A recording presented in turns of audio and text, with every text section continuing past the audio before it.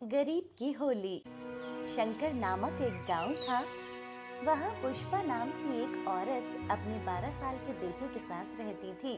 पुष्पा बहुत गरीब थी और लोगों के घरों में काम करके वो अपना घर चलाती थी।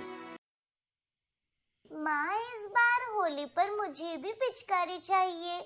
मेरे सभी दोस्त हर साल नई पिचकारी लाते हैं।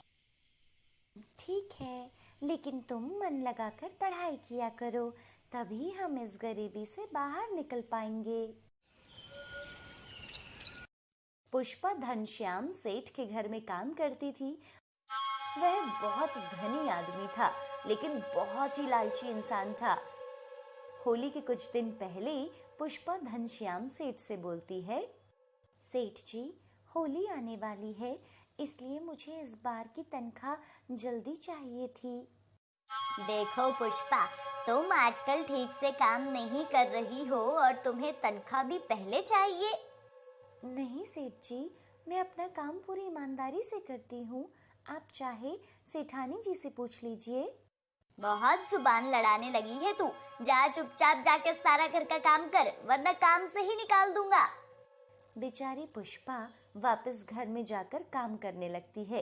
अगले दिन पुष्पा सेठानी से बात करती है, मालकिन, मेरे पास बिल्कुल भी पैसे नहीं हैं। क्या आप सेठ जी से बोलकर मुझे तनख्वाह दिलवा सकती हो? सेठानी बहुत ही दरिया दिल औरत थी। वह पुष्पा से बोलती है, तुम चिंता मत करो पुष्पा, मैं होली से पहले तुम्हारी तनख्वाह दिलवा दूंगी।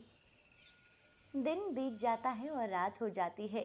राहुल अपनी माँ से बोलता है, माँ, होली के दिन आप कौन सी मिठाई बनाओगी? बेटा, अभी मुझे काम के पैसे नहीं मिले हैं, जब मिलेंगे तो कुछ बना दूंगी। अगले दिन पुष्पा सेठ जी के घर काम करने जाती है। तभी राहुल बोलता है, माँ, आज तो पाठशाला की छुट्टी है, क्या मैं आपके साथ चलूं? ठीक है, लेकिन वहां पर जाकर कोई शैतानी मत करना। ठीक है माँ। राहुल पुष्पा के साथ सेठ जी के घर चला जाता है। पुष्पा राहुल से बोलती है, राहुल तुम यहीं रुको, मैं अभी रसोई में खाना बनाकर आती हूँ। पुष्पा रसोई में चली जाती है और राहुल घर में बैठ जाता है।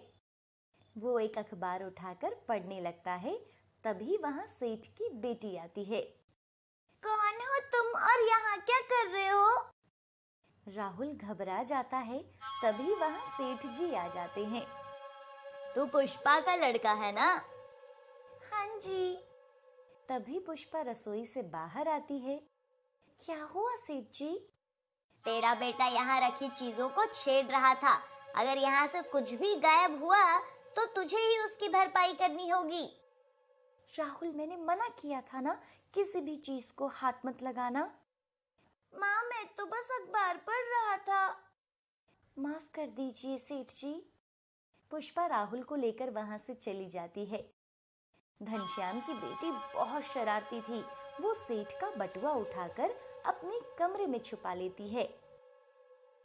अब आएगा मजा।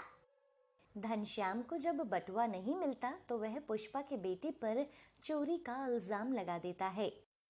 कल से मेरा बटुआ नहीं मिल रहा, ये जरूर तेरे बेटे ने ही चुराया है।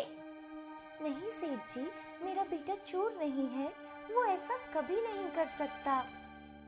अब मैं तुझे तेरी तनख्वाह नहीं दूंगा और अगले 2 महीने तक तुझे बिना तनख्वाह के काम करना होगा, वरना मैं तेरे बेटे को पुलिस के हवाले कर दूंगा।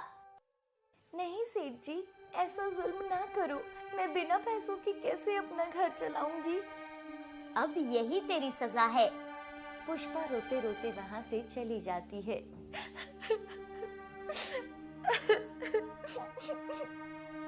लेकिन सेठानी को बटुआ उसकी बेटी के कमरे में मिल जाता है और उसकी बेटी उसे सब सच सच बता देती है। कविता, आज तुम्हारी वजह से एक गरीब औरत का इतना अपमान किया गया है। क्या मैंने तुम्हें ये शिक्षा दी है कि किसी मासूम को ऐसे सताओ? मुझे माफ कर दो माँ, मैंने गुस्से में ये सब किया। गुस्सा नहीं, ये तेरा घमंड है, जिसका टूटना बहुत जरूरी है। चलो, अब तुम्हें मेरे साथ चलकर उनसे माफी मांगनी होगी।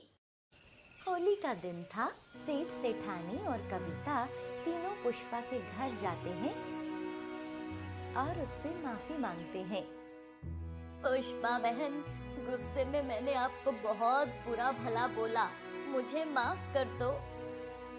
माँ जी, मुझे भी माफ कर दो, मेरी वजह से आपको ये अपमान सहना पड़ा है, मुझे माफ कर दो राहुल। और सेठ उसकी पूरी तनख्वाह भी दे देता है। धन्यवाद सेठ जी और सेठानी जी। आज होली का दिन है। आज के दिन हमें सारे गिले शिकवे भुलाकर एक नए जीवन की शुरुआत करनी चाहिए। आपको ये स्टोरी कैसी लगी हमें कमेंट करके जरूर बताइए। और आपसे एक सवाल है, देखते हैं कौन सही जवाब देता है। इस कहानी में बटुआ जिसने चुराया था उसका नाम क्या था? हमें कमेंट